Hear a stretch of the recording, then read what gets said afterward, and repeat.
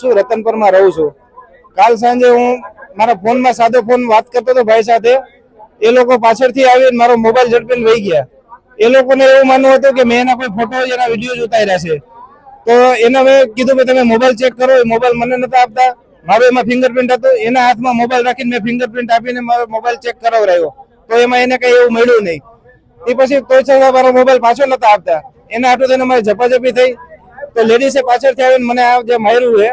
અને આવું 2-4 દિવસે અઠવાડિયામાં 2-3 વખત આવું બનતું જ રહેતું છે. કોઈ ને કોઈ મકાન માલિક સાથે, કોઈ આજુબાજુમાં રહેતા હોય એને સાથે, કોઈને જુવાન બેન દીકરી હોય છે એને રહેવું તકલીફ પડે એવું છે.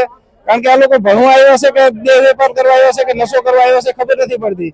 તો આના માટે કોલેજે પ્રશાસને તાત્કાલિક ધોરણે એને ખાલી કરાવવું જોઈએ અને એને અંદર રહેવાની વ્યવસ્થા કરવી જોઈએ.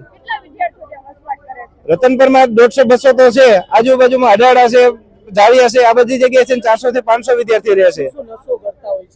આ લોકો દારૂ, ડ્રગ્સ ઘણા પ્રકારના નશા કરે છે અને રાત આખી અહીંયા આગળ વાહન અવર જવર બધું થતું રહેતું હોય છે. અને બહારની પબ્લિકને પણ બોલાવે છે, દેહ વેપાર કરે છે. અગાઉ અમારે ગ્રામ પંચાયત તરફથી, આજુબાજુના લોકો તરફથી બધાને રજૂઆત કરેલી છે.